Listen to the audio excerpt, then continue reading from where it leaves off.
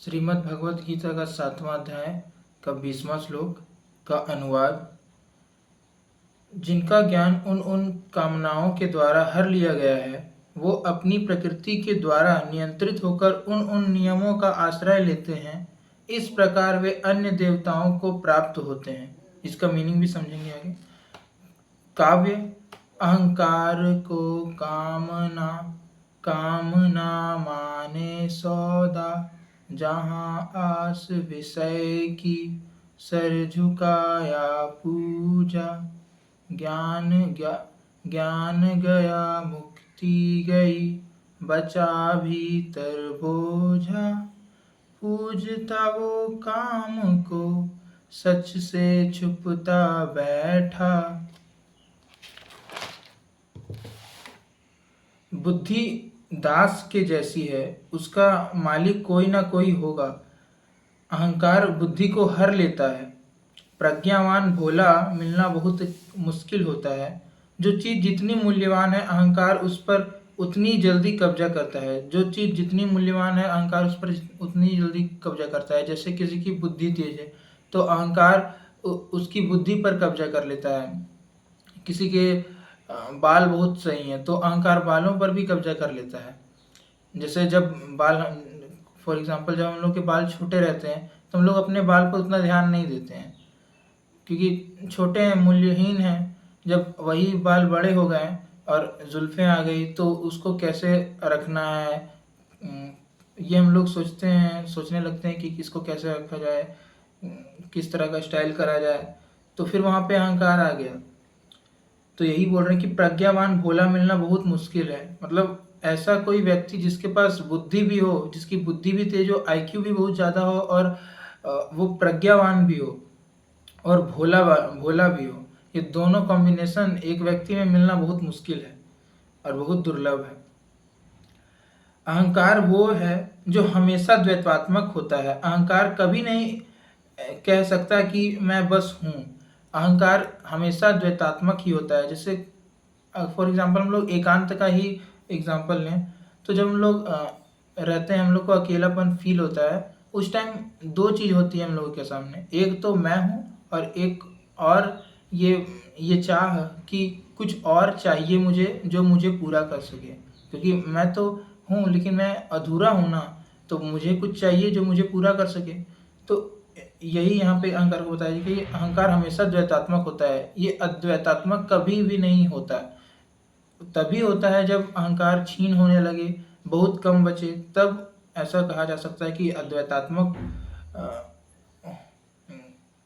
की कुछ किरणें अहंकार देख रहा है। अब आगे यहाँ पे हम लोग इसी को थोड़ा सा, ये चार्ट है मैंने बनाया है, इस जो अनुवाद है उसको आसानी से इससे समझा जा सकता है। जैसे अहंकार है तो अहंकार अधूरापन का ही नाम है, एक नाम अहंकार है। तो अहंकार अपने आप को पूरा करने के लिए कामना करता है। अब कामना करता है तो कामना से उसको सेटिस्फैक्ट्री तो मिलती नहीं है। तो यहाँ पे कामना माने व्यापार है।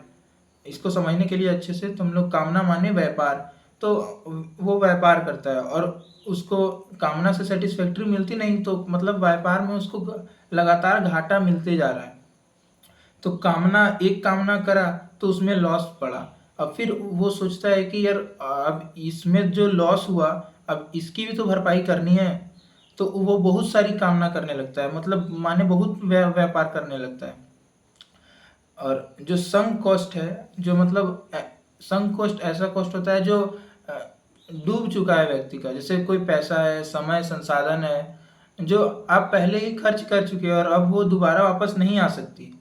तो ऐसा ही, लेकिन अहंकार चाहता है कि वो संक कॉस्ट भी निकले, इसलिए वो बहुत सारी कामनाएं करता है।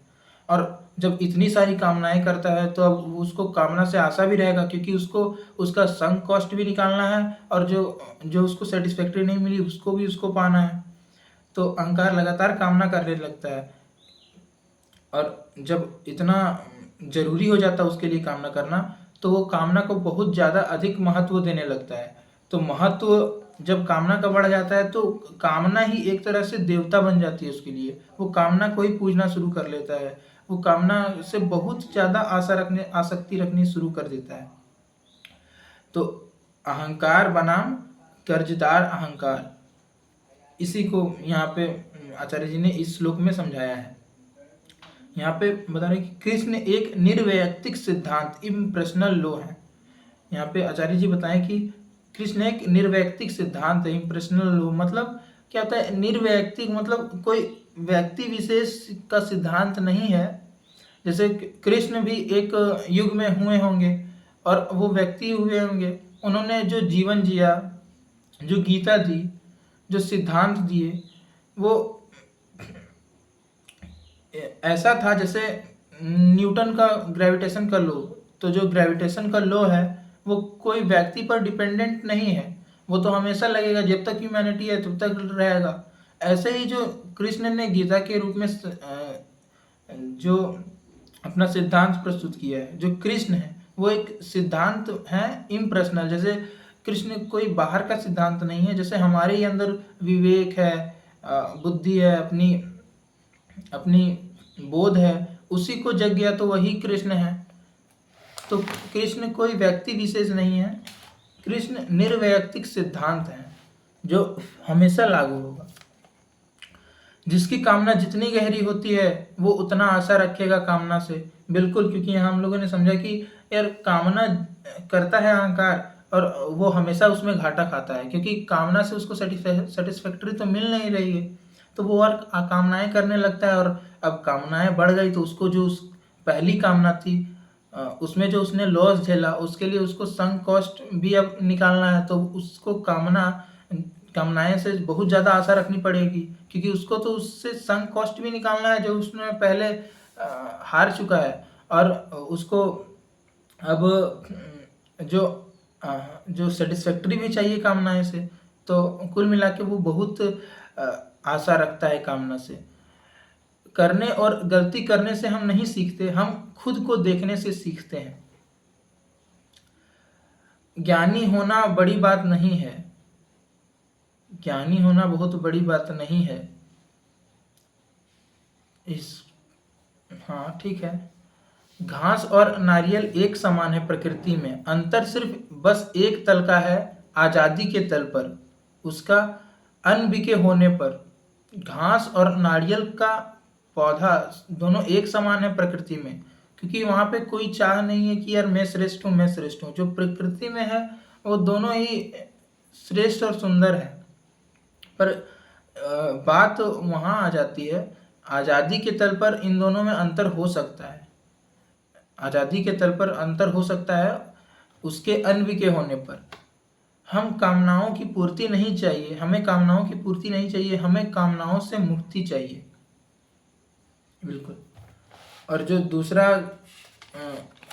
श्लोक है 21वां श्लोक का, उसका अनुवाद ऐसा है, जो जो भक्त जिस जिस रूप देवता की श्रद्धा पूर्वक पूजा करना चाहते हैं, मैं उसकी उसी श्रद्धा को अचल कर देता हूँ। अचल कर देता हूँ मतलब स्थिर कर देता हूँ, गतिहीन कर देता हूँ, रोक देता हूँ, ऐसे करके। तो धन्यवाद, आज की मेरी सीख यही थी।